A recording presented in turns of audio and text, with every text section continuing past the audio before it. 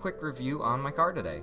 So this is a 2013 Ford Mustang. It has the 3.7 liter V6, which makes 305 crank horsepower and 280 foot-pounds of torque, using a 6-speed manual transmission to put the power to the wheels.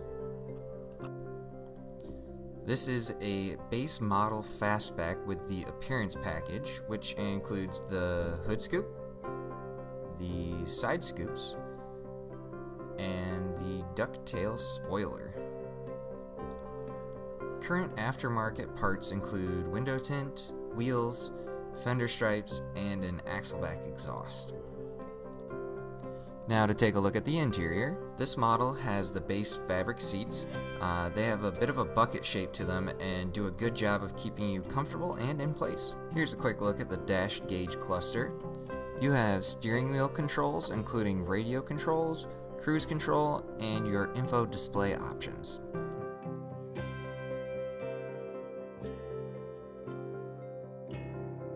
On the info screen, you're given 2 trip odometers, miles to empty, average fuel economy, instant fuel economy, which unfortunately is a bar graph and basically useless, and a timer that I basically never use, but it's there if you want it.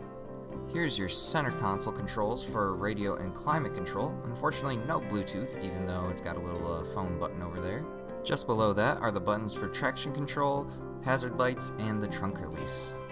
The 6-speed manual shifter feels pretty solid, no complaints there. Under this lid are your 2 cup holders, which are honestly pretty inconveniently placed for shifting. Center storage. You have your aux port and a 12-volt outlet in here. Access to the rear seats is gained by pulling a lever on the back of the front seats. As far as room goes, you can fit small children back there fairly easily. Adults will fit, but definitely be uncomfortable and will need the front seats moved forward to have enough room to be considered tolerable. The headrests can rest down in a down position for when you don't have rear passengers by using this button on the side.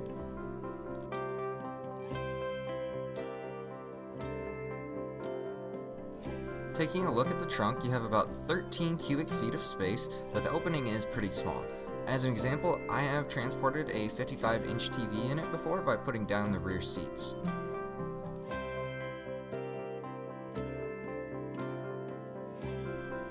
And while we're back here, why don't we take a look at these iconic sequential turn signals?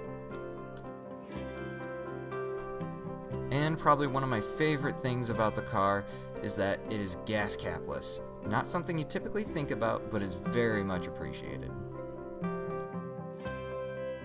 Alright, so guys, now we're going to drive the Mustang around a little bit, talk about how that feels, the driving experience is like. And the glove box just fell open. So immediately, obviously this is my own personal car, but when I went to go purchase this car and I test drove it, the thing that made me fall in love so fast was the exhaust sound. And being my first sports car, I just was in absolute love with this thing. So now at first, that clutch, oh my god.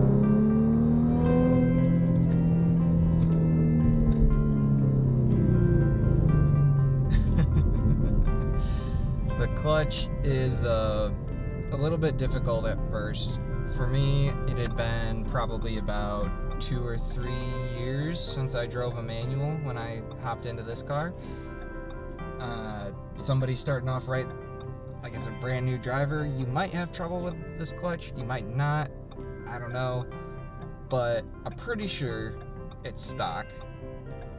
I never opened up the transmission to find out if it's stock or not, but you have about like this much play where if you get it just right, it kind of lurches a little bit, or you know, you get that smooth transition.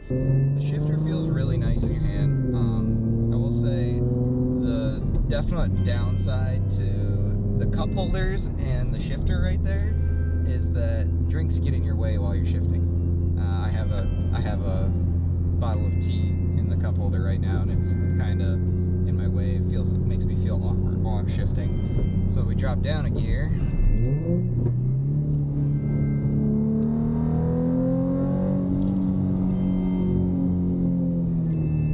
It'll still put you back in your seat.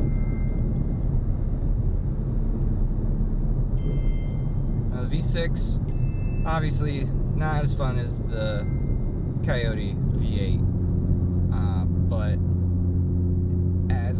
for a first-time sports car buyer, and you're looking for something a little more economical, but still sporty and fun, it's definitely worth it. But the caveat to that is it's gonna make you want more, as it has for me. Now the V6 just isn't enough anymore. It was a great introduction, and it was fun for a year, and it's still fun.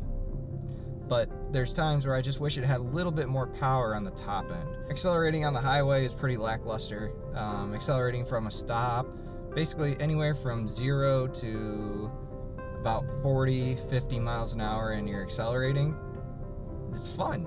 It's a great time. It'll still put you back a bit, and you make a lot of noise. You get a little tire skirt here and there, but just trying to drive it regular.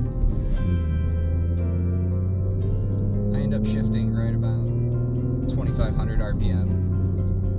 Fourth gear, about 22. Fifth gear goes back down to 1,800.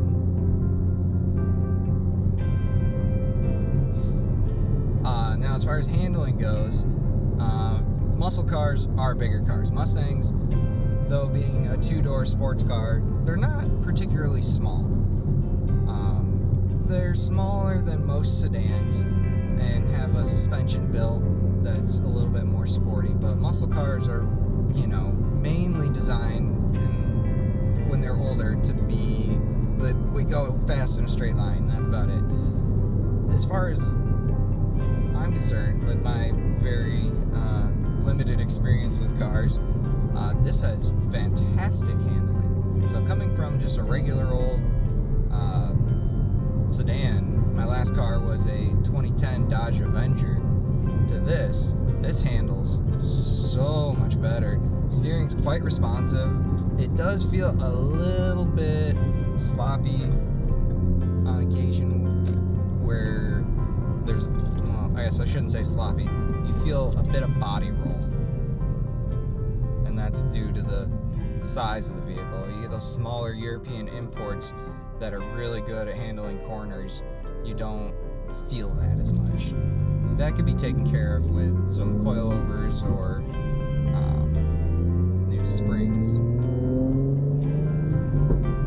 and that'll greatly improve the way that this handles. Accelerating in third gear, still not bad. That was about 30 to 45.